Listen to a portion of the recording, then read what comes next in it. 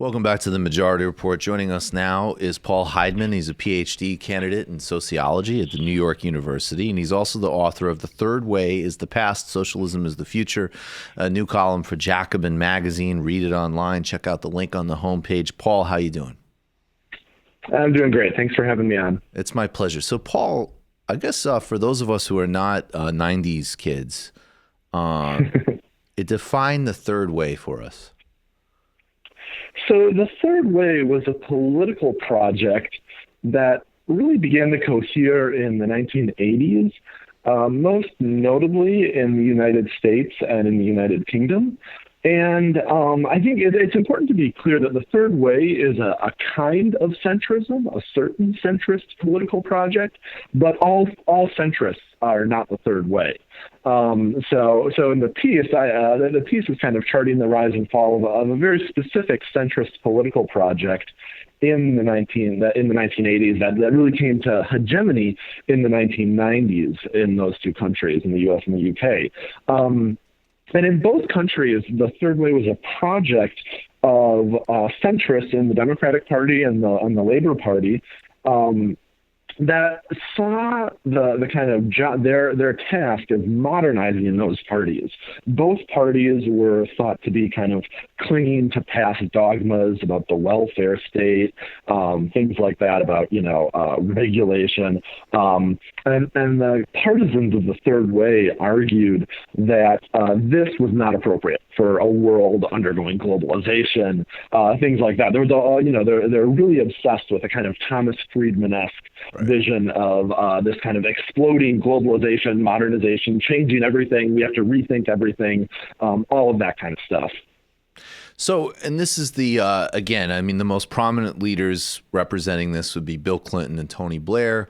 But just to be clear, I mean, would you say, if we wanted to broaden it out, and I know that it isn't just the center, it is a particular project, but would it be fair to say, obviously the other prominent leaders in the 90s that would kind of fit would be everybody from, Thabo Mbeki, Gerhard Schroeder, Enrique Cardozo, maybe Massimo D'Alema. But then moving forward, even though they use a very different rhetoric, would it be fair to kind of also slot Justin Trudeau, Macron, Barack Obama, Joe Biden, Hillary Clinton in this as well? So yeah, that's a staggering array of political history right there. Yes. I think I would tend to kind of limit the Third Way to the attempt to chart out a new path for parties that had, some kind of attachment to social democracy. Mm-hmm. So like, obviously in the U.S. with the Democrats, that's a complicated question. But if you take the U.K. and the U.S. as kind of paradigmatic examples, the rise of like Third Way politics was all about our parties used to be about this. Now they need to be about something different. Now they need to be about opening up markets. They need to be about modernizing. They need to be about competition, right? Like these need to be the watchwords of our parties. And so I think someone like Schroeder in Germany, that can definitely apply to. But I'm a little more hesitant, especially for someone like Macron, who is kind of this sui generis figure that is pretty plainly not going to leave any kind of institution behind when he is finally kicked out of office, And so I think it's most helpful to see the Third Way as an attempt to reorient these political parties away from any kind of attachment to the labor movement, to institutions of the welfare state, things like that. And in the U.S. and UK example, it was also attached to a quite muscular foreign policy as well. Right. So, can you, just to really nail this down, can you give a few examples, maybe one each, either Sure. from the UK and the US that kind of, but just are emblematic of domestic and foreign policy in the Third Way? Yeah, so in the United States, the third way is really institutionalized in the Democratic Leadership Council, which is built in, is kind of formed in the 1980s as a conscious attempt to move the Democratic Party to the right. After the Reagan success, after Nixon's success and Reagan's success, electoral successes in particular, there were a whole series of kind of commissions in the Democratic Party attempting to move it to the right, and the DLC was formed in the 80s. Really kind of oriented on a generation of kind of conservative Southern Democratic governors, Bill Clinton, of course, being the most important, and he would go on to be chair or president of the DLC in the early 90s, shortly before being elected president. And for Clinton, the kind of key policy is probably welfare reform, right? So before Clinton, welfare was a categorical grant program, which meant the federal government gave money to the states and said, this is how you have to spend it, right? You have to spend it on money for on welfare expenditure, right? Clinton's welfare bill in 1996 changed welfare to a block grant, which meant that the federal government is now giving money to the states for purposes of poverty reduction, but it's saying, you have wide latitude over how to spend it. So actually huge amounts of what's welfare spending now is spent on things like conservative marriage promotion policies, things like that, right? Because the states say, oh, well, if we can get people to get married, that'll reduce poverty. And so they're allowed, they're not just giving money to poor people anymore. They're spending it on these kind of boondoggle programs, and punitive workfare measures, things like that. And all of this was in the name of like modernizing, right? The old welfare system is attached to a kind of an old economy that doesn't exist anymore. For the new economy, we need this new, lean, innovative welfare system, right? That was the ideology of the third way in the United States. In the UK, I think the Iraq War is kind of the key moment of Tony Blair's premiership. And in the UK, it's important to see that in the context of like the Labour Party's evolution. So in the early 1980s, the Labour Party's leadership was for unilateral nuclear denuclearization, which were leaving NATO, right? Like a very left-wing foreign policy, which, by the way, was not like at all unusual among kind of left-of-center parties outside of the United States. Like even the Liberal Party in Canada that Trudeau is now part of was very suspicious of NATO. And so, but this political heritage in the Labour Party was totally jettisoned by Blair, who, over the course of his premiership, sought to attach the British state kind of more and more firmly to the United States in this Atlanticist partnership, which started in the wars in Yugoslavia, in particular with collaboration in the wars in Yugoslavia, and then when the Blair government emerged as the most important junior partner to the United States invasion of Iraq in 2003, it was an attempt to both kind of reassert Britain's imperial role in the world, right? Ever since the British Empire had, decisively fallen apart in the 1960s, there'd been this kind of post-imperial malaise in the UK, and this kind of new muscular internationalism was an attempt to beat that back, and an assertion that Britain was not going to be an enemy, right, or a rival of the U.S. on the world stage, but was going to be totally linked to the United States' broader global political project of, a certain vision of capitalist globalization and all of that. So you bring this into conversation with, and some of this will be new to people, some of this probably, certainly the general outlines of this aren't, just the idea, if you wanted to really simplify it, of social democratic parties moving to the right. But it wasn't as simple as that, because there was this, first of all, what's the relationship between the genuine ideological convictions of obviously right-wing politicians in an objective sense, like Tony Blair or Bill Clinton, marketeer politicians versus other politicians caught in this who may have not had the same, may have been more along the lines of, well, we don't really want to do this, but this is the only thing that's possible in the 80s and 90s, which is a much more justifiable view than some people might realize. Not that we would agree with it. And then this idea, and you mentioned Thomas Friedman, and as embarrassing as it is, he would be the patron saint of these people. the emphasis on innovation, on being with what's new, and on radical change, and this and all of this type of thing. And in a weird way, and you make this connection, that is sort of oddly the most Marxist part of it in a very bastardized and dumbed down sense. And we can go this into, the management training manuals of this time where, like some silly management guru who's, advising companies on downsizing or, tacky branding campaigns. If you look at those books from like the late 90s, early aughts, like definitely let's throw in a Mao quote, that'll really show like where we're at. And certainly in the UK, where there was more of an actual left, some of the most kind of ardent Blairites had Trotskyite roots in the 80s. And they sort of brought along with them this certain understanding, which you say is found in Marx and in Lenin of that Marxism is about a future, no nostalgia for the past, no ideas, taken from pre-modernity. It's about, hyper modernization, but for justice instead of for capitalism. So is there a through line there in terms of a certain way of looking at Marxism and how third wave discourse developed? Oh, yeah, I definitely think so. And like you say, I think it's particularly strong in the case of the UK, where in the 1980s, the magazine Marxism Today, which was associated with the Communist Party, was one of the kind of leading apostles of new times, right? That capitalism was changing and that the old politics of labor weren't going to be sufficient. And people from that milieu definitely ended up around Blairism. And yeah, you read some of this stuff and it sounds like the first dozen or so pages of the Communist Manifesto, all that is solid melts into air, right? All that is holy is profaned. All the traditional relationships between people are upended. You read these kind of, you read Thomas Friedman, and it sounds kind of like that.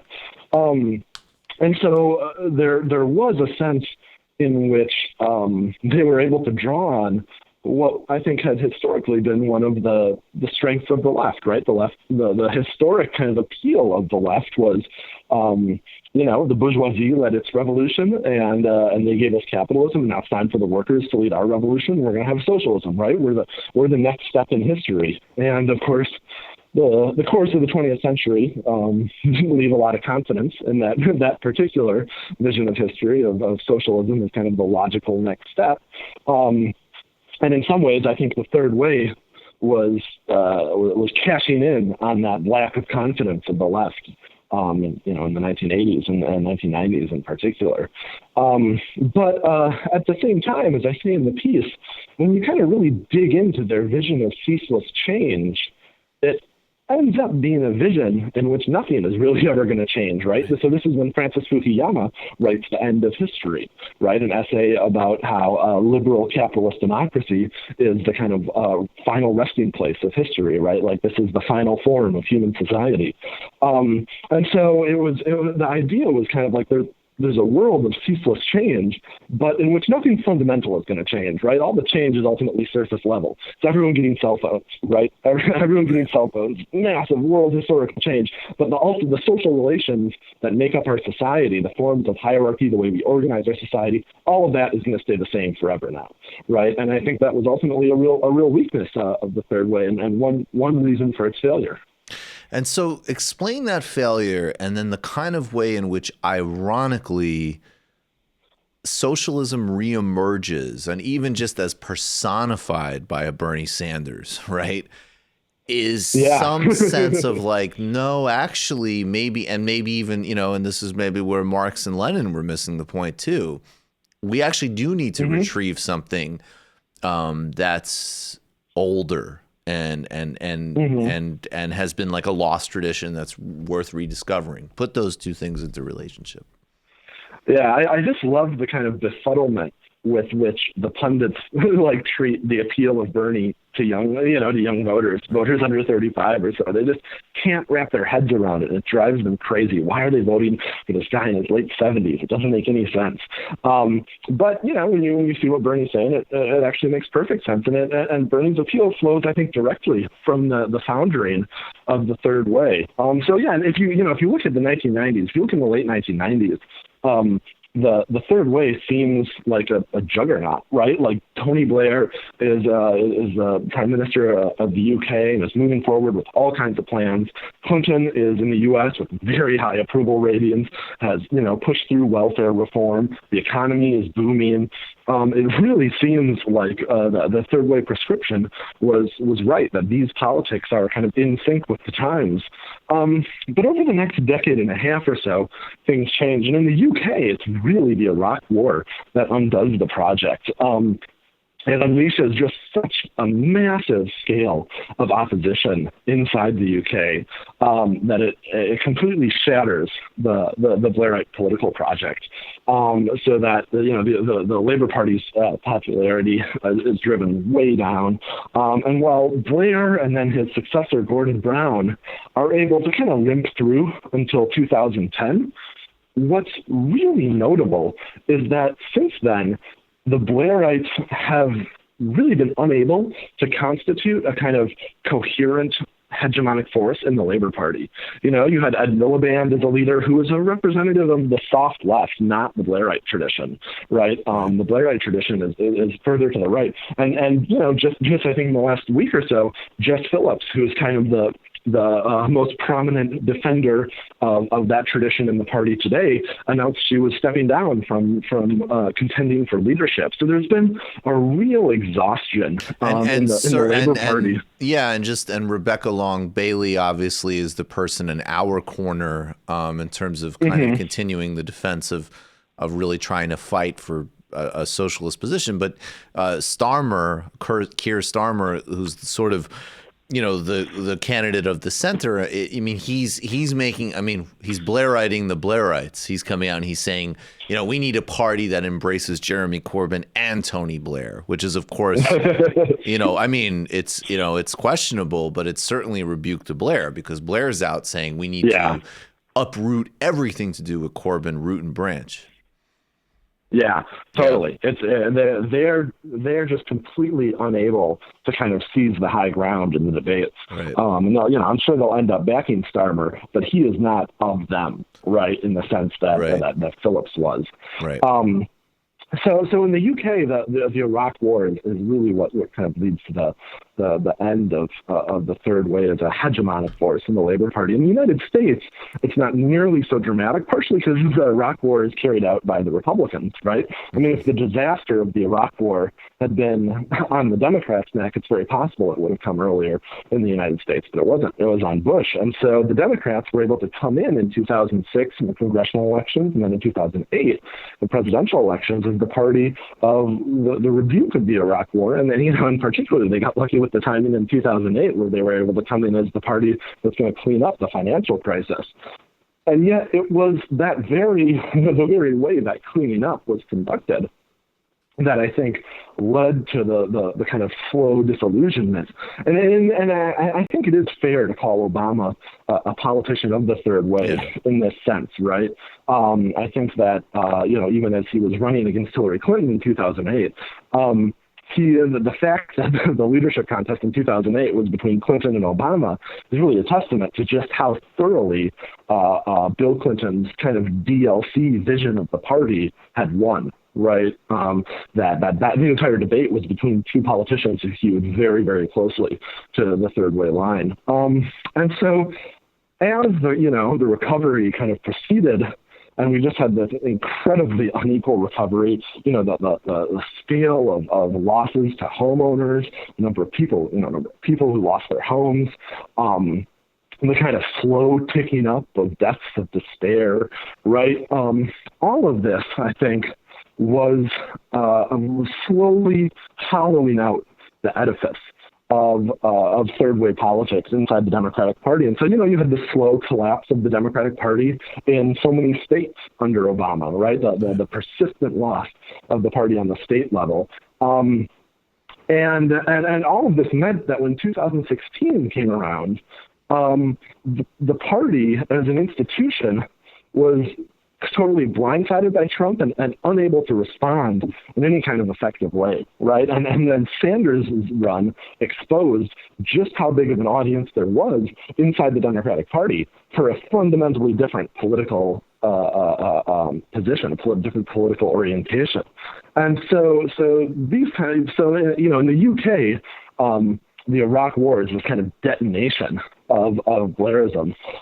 In the U.S., the Obama presidency was kind of a slow hollowing out of third way politics that I think, you know, to this day, we're seeing very little capacity for third way type politicians to organize on their own terms. They're actually being forced to tail Sanders at this point. Right. And as you point out, I mean, whether or not I understand the more kind of precision way of defining third way, but I do think there's, you know, there is a much more elastic way of defining it as this sort of like, I mean, frankly, especially at this point, as it's really come to a complete intellectual standstill, as just sort of, you know, socially moderate market politics, essentially, right? And that's why you see, I mean, Biden is the carrier of that tradition right now. And he's running basically entirely on, you know, things were, you know, better under Obama. Let's just get to that. So in contrast to, you know, if you ask me what my agenda is, it's change. It's, you know, it's just, you know, you ask me what my agenda is, it's, you know, Obama, not Trump, Obama, not Trump. There isn't this new, like, and, you know, it's actually funny because you know, I don't want to say he's like Don Quixote because Tony Blair is, you know, making an obscene amount of money in private equity and advising dictatorships. Right. And, you know, actually, I just saw a new project. He's going to be the, I believe it's the Saudis or the Emiratis, the head of SoftBank, the guy who helped propel WeWork, and Tony Blair have been contracted by the Indonesian government to help them design their new capital. That was the dystopian story of the week. So all that being said, Tony Blair, when he intervenes in British politics, there is this very Don Quixote feeling about him because he still has the, you know, he obviously looks a lot more tired and everything, but he still has the presentation, he still has the style, he still has the communicative capacity, and he's just saying exactly, I mean, and you know, now he's reacting against Corbyn, but his basic, you know, we need to be innovative, we need to be change oriented. And you're like, what? Like, I don't even know what you're talking about, right? Like, you know, we all at least knew generally what this meant in the 90s. And now it's just, you know, purely at the level of cliche. That being said, before we wrap it up, I mean, Corbyn is this dent in the narrative. And I think, of course, we have to acknowledge Brexit. We have to acknowledge an unprecedented and vicious propaganda campaign against him, which I have no doubt would also, if we really got into it, implicate different intelligence services. And I mean, and has a lot of stories to say about media monopolies. And by the way, these raw material things are also something that we in the left have to consider. There is an enormous amount of obviously power, wealth, and ideological hegemony amongst the ruling classes globally. So these are big challenges. I mean, that's probably the main story about Corbyn, but it's still, whether, you know, even with all of those caveats, it's a failure of our model. So how does this affect our narrative about this sort of resurgence of socialism, especially when somebody with such clarity and integrity could be torn apart by, you know, a buffoon like Boris Johnson? Yeah, I mean, I think it means that their fall isn't necessarily our rise. Right. You know, that the end of the third way doesn't mean an automatic victory for socialism. It might mean like muddling around until some new Tony Blair comes around with a couple different buzzwords that'll sound new for a while. You know, there's nothing inevitable about socialist rise, and we should never mistake the weakness of our enemies for our strength. And I think the Corbyn loss was, you know, a devastating reminder of that. And I think I think it's also a testament to the way that third way politics in particular hollowed out the Labour Party. Yeah. You know, that the Labor Party as an institution had become totally disconnected from traditional labor voters in huge parts of the country. And the Corbyn was able to bring, you know, an influx in particular of like urban youth, basically, you know, often educated urban youth into the party who came in massive numbers, but were unable to make up for that hollowing out. Right. And in that sense, and I think that's something that we're probably going to face in the Democratic Party too. You know, if Bernie manages to win the primaries, all of a sudden the weakness of the Democrats in many states suddenly becomes one of the number one problems. You know, that suddenly becomes our problem that we have to and fix maybe immediately. Conversely, another reason why, I mean, it's not going to make up for organization, but thank you, Hillary Clinton. Because, I mean, you know, in a general election, to have the Democratic standard bearer be someone Hillary Clinton hates will be incredibly helpful in pivotal places that you need to mobilize people. That will be a big trust builder for him in a place like Wisconsin. Yeah. You wonder if her and Blair are like comparing notes behind the scenes of like, well, I think this is going to be really successful. So I'm going to go say, like, you know, they managed to both hit the wrong notes just so persistently that it's a pretty impressive level of coordination. And you say, just as a final note, you say old-fashioned socialism, it turns out, is the good old thing, best suited for combating the bad new things of modern capitalism. So make that case in the last minute here. Yeah, I think, you know, we're seeing a world in which the problems of modern capitalism have been dramatized as never before. And I think also in the United States right now, we saw this with Corbyn to an extent, but I think we're seeing it even more right now. The power of a basic socialist vision of the working class needs to stand together against the people at the top of society. You know, every day just reading about listening to podcasts about Sanders supporters, things like that, you're seeing the way that very basic old socialist vision can animate people and provide a sense of purpose that is really lacking elsewhere in politics right now. And I think that's a very powerful thing and a very exciting thing. Paul Heideman, the piece is The Third Way is the Past, Socialism is the Future. Read it in Jacobin, link on the show website. Paul, really appreciate your time. Hey, thanks so much for having me, Michael. Thank you.